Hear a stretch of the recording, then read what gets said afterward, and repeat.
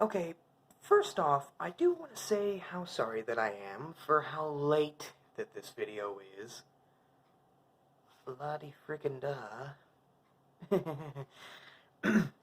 But before I start this, I just want to say 2004. It was an excellent year for movies, I gotta tell you. Yeah. Oh, and hey, I have a fourth main channel now. It's called The VM Show.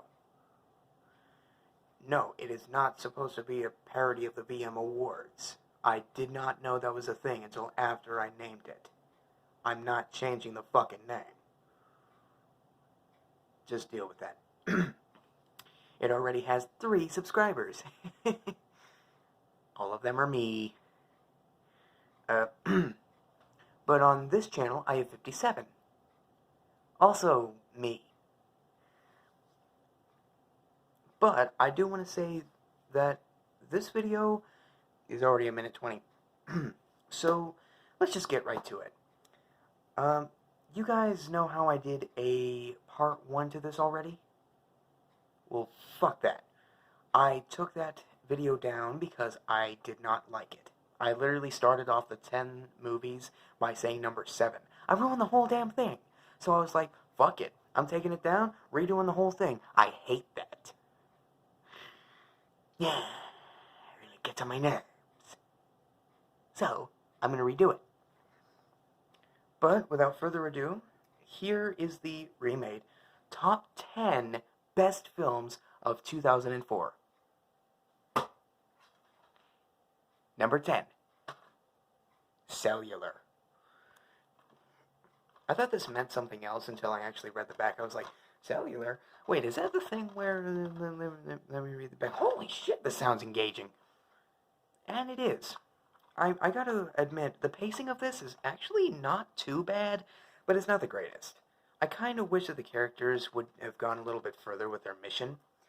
But, well, the idea of it being sort of like a, it's kind of like a Taken ripoff, but I gotta say, Chris Evans, there he is, Chris Evans, who would go on to play Captain of Friggin' America, salute that. He actually plays a decent character in this. And he's hot. Come on, look at those abs. You could skate on him. Sorry, that's my bisexuality talking. But I gotta say, the tone and the setting, it's just like Taken. Except they're on the phone most of the time. And, well, I gotta admit, this idea can be used pretty decently. But, well, it's like I said, I wish that they developed it a little further, so, Cellular. Put it right there, I guess. Alright, number 9. Oh, and in case you're wondering the plot, I'm not really going to tell you. However, I will leave the plots in the description.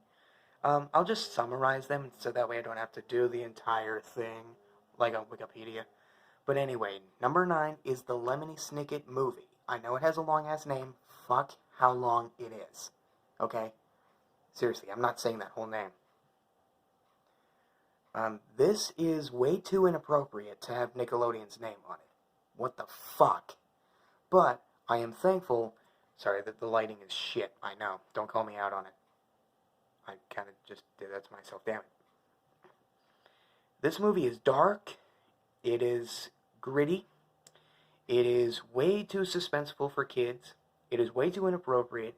It's way too immature. It's way too violent. And it's just sick. It's fucking sick. But I know it's based on one of the most popular kids' books ever. But I do have to admit this. Jim Carrey is not only intimidating as Count Olaf, but he is absolutely hilarious. And terrifying. The plot is basically 3 orphans who are, like, given their parents' whole fortune after they're killed in a house fire that burns down their whole mansion. I'm aware that I have pictures of Scott Stapp's albums on the wall behind me. Don't ask.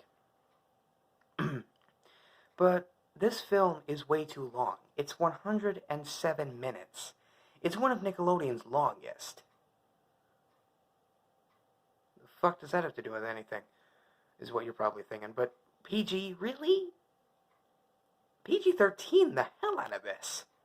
It really does deserve it. But aside from that, I will say that this movie is definitely a movie that I would find very unfortunate. And if you let your kids watch this, don't say we didn't warn you. You see what I did there? Next. Number 8. Hear me out on this. Team America World Police. I know, my video making is shit. I can't put great effects onto the screen or anything. I don't really care about that, so I'm just doing the cases. It's more original. I thought of it. Anyway, sorry, I'm in a bit of a mood. I can't believe that it just got cloudy outside. It's looking like winter again, and it's snowing right now. It's spring.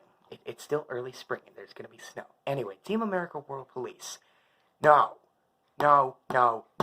is what I said before I watched this. No. Marionettes? Are you fucking kidding me? 98 minutes later.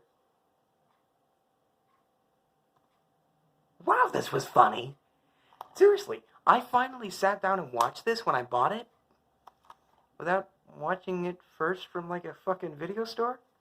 And it is one of the most hilarious and very imaginative and creative action films using fucking marionettes. But they found a way to make that work. Matt Stone and Trey Parker, the creators of South Park, who also had a movie that will appear on my 90s list, but that'll come, well, like next year. I'm trying to do the 2000s and the 2010s first. I was going to just do the 2010s, then the 2000s next year, but I don't want to do what Mr. Enter did and go out of order. I'm just getting rid of the notification there. Oh, shit. Damn it. Hold on for just one moment. I got to adjust this fucking stupid phone. That's better. This movie's really, really funny. Great character development. Wish that it was at least a little bit shorter. Like 80 minutes. Seriously, come on, what the fuck? 98 minutes? Are you kidding me? But it's funny. Unbelievably funny. There's no plot on the back. And I can't exactly remember what this is about, except it's just a team of marionette puppets going after this guy, Kim Jong-il. Parody of Kim Jong-un. It is definitely a movie that I would scream, Team America, every time that I watch it. Next one is going to probably piss off a few of you.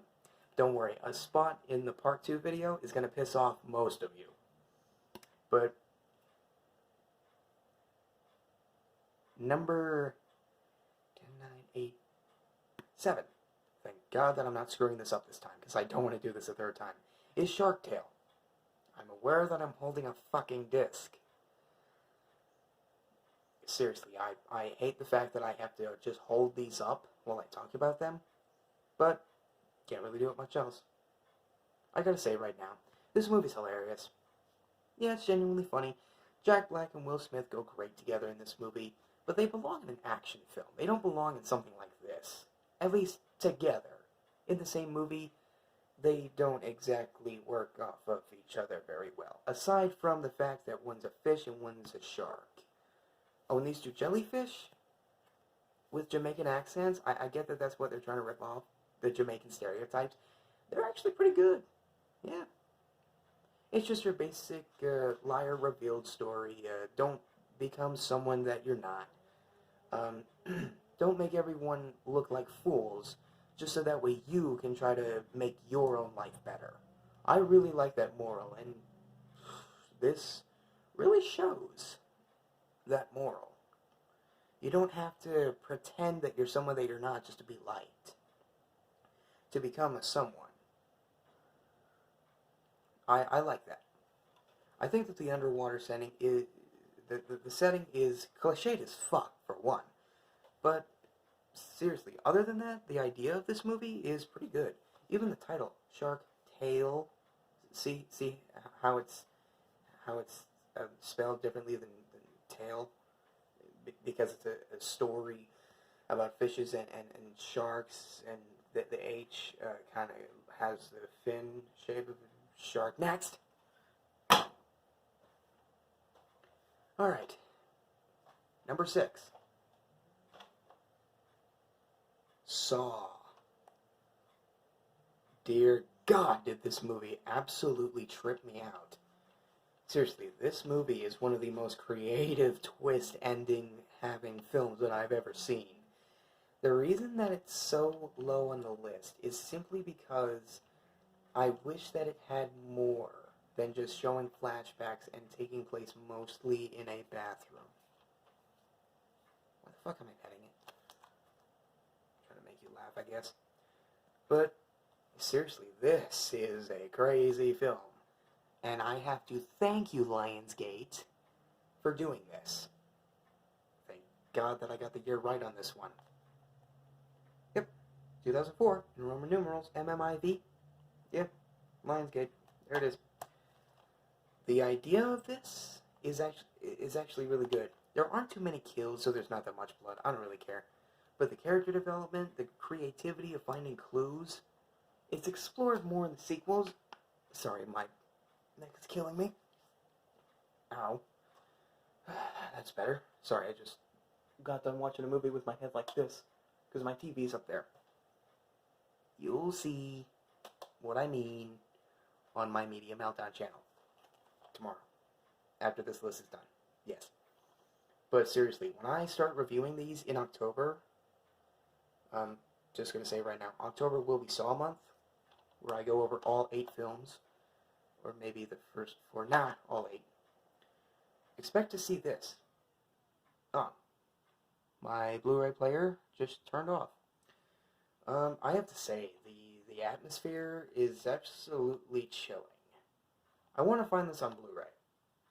This is the 2-disc edition. The second disc is basically just a couple of spots for other movies, but that's pretty much it. I absolutely adore this film, but it's my least favorite out of the series, simply because it's not that well paced. Yeah, if I said the pacing was good, if I didn't say that yet, I want to say this now.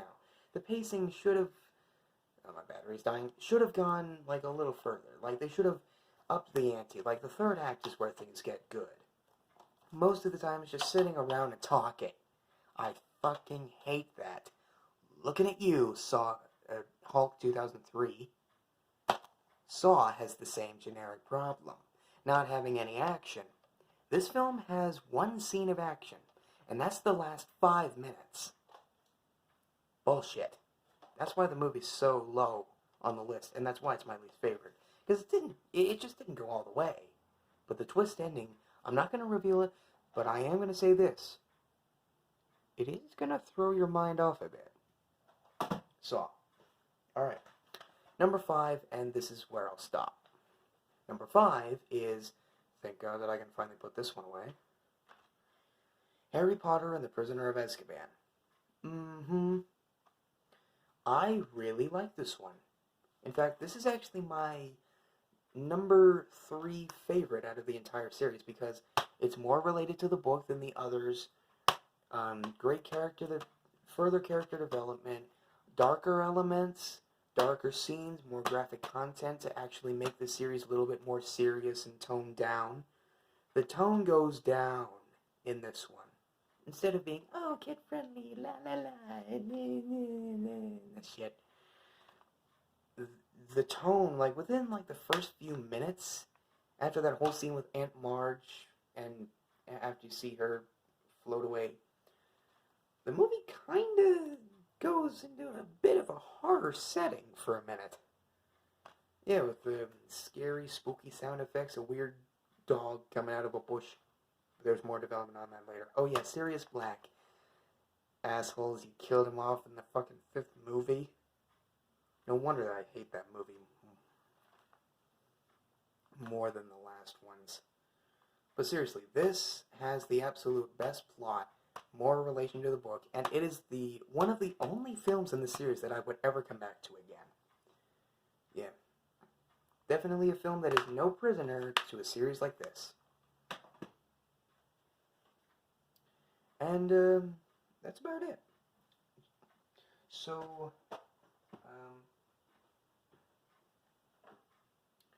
next time you see this face, it's going to be for the next part of... This is extremely fucking late, but the next time that you see this face again, it's going to be in a different shirt, and I'm going to be reviewing Peter Pan for Disney Month. We're halfway through the fucking month of April, and I still haven't gotten to this yet. God damn it, stupid